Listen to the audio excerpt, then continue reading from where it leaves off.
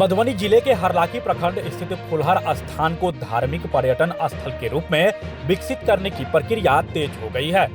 इसी क्रम में मधुबनी के जिलाधिकारी आनंद शर्मा ने बुधवार को अपर समाहर्ता मुकेश रंजन झा, ओएसडी नितेश पाठक, सीओ रीना कुमारी के साथ फुलहर का निरीक्षण किया। उन्होंने पुष्प वाटिका, माता गिरजा मंदिर और तालाब सहित अन्य स्थलों का दौरा किया। जिलाधिकारी ने सबसे पहले पुष्प वाटिका स्थित मंदिर में दर्शन किए और गिरजा मंदिर में माथा टेका। इसके बाद उन्होंने मंगला श्री बिल्डकॉन प्राइवेट लिमिटेड के प्रोजेक्ट मैनेजर निर्भय कुमार सिंह और साइट इंजीनियर राजकुमार से परियोजना के विस्तृत जानकारी ली और कई आवश्यक निर्देश दिए। डीएम ने स्थानीय लोगों और मंदिर समिति के सदस्यों से भी बातचीत की तथा उनके सुझावों को ध्यान से सुना। उन्होंने बताया कि फुलहर स्थान का विकास पर्यटन विभाग की एक परियोजना है, जिसकी समीक्षा स्थल पर की गई है। एजेंसी का चयन हो चुका और मार्किंग कार्य जल्द पूरा करने के निर्देश दिए गए हैं, जिससे कार्य में तेजी आएगी।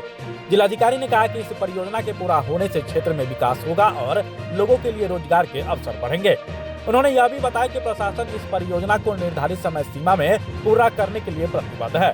बैठक के बाद डीएम ने उस स्थान का भी निरीक्षण किया जहां फुट ओवर ब्रिज का निर्माण होना और कंपनी के कर्मचारियों को दिशा निर्देश दिए। इस अवसर पर मंदिर समिति के अध्यक्ष झगरू यादव, कोषाध्यक्ष ब्रिजमोहन यादव, सदस्य रमेश गिरी, पुजारी बिहारी पांडे, बगरू कामत, राम शोभित ठाकुर, संतोष यादव, रंजित ठाकुर, मिथिलेश सदा, राजू कमती, अमरेश यादव, राम बालक चौधरी, मनीष सिंह सहित अन्य लोग उपस्थित रहे। आज फुलहर में आपके द्वारा विजिट किया गया है सर, क्या क्या उद्देश्य है? जी, फुलहर मंदिर का जो विकास होना है, टूरिज्म डिपार्टमेंट का प्रोजेक्ट है, उसका आज रिव्यू किया गया है डिटेल में। ये पूरे क्षेत्र के लिए अच्छी बात है कि उसका टेंडर होकर एजेंसी अलॉट हो गया है।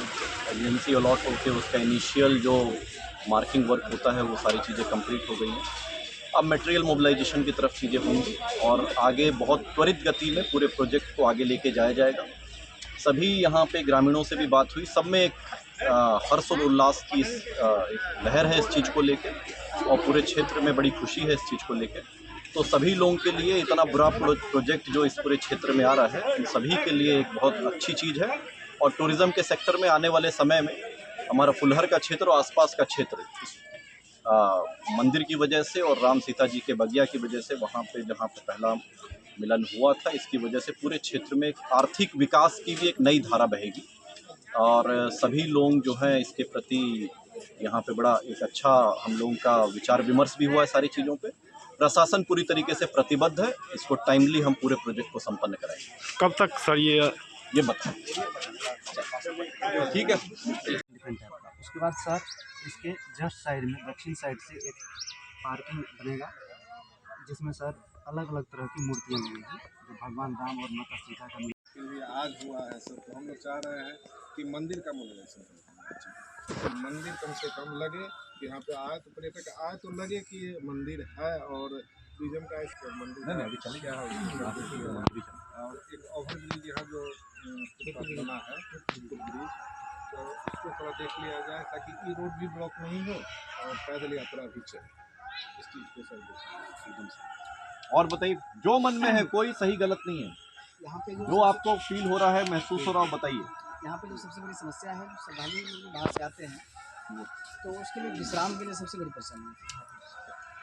शौचालय, स्नानागार से बहुत बड़ी परेशानी होती है और सबसे बड़ी परेशानी हम लोग के साथ ये होता है कि परिक्रमा जो आता है उसमें सबसे बड़ी परेशानी होता है कि 5 लाख 7 लाख की संख्या में श्रद्धालु आते हैं, जिसकी हम कोई व्यवस्था नहीं कर पाते हैं। आप हमारे मधुबनी न्यूज़ को फेसबुक पे देख रहे हैं तो पेज को लाइक करें, यूट्यूब से देख रहे हैं तो हमारे चैनल को सब्सक्राइब करें और बेल आइकन को दबाना ना भूलें।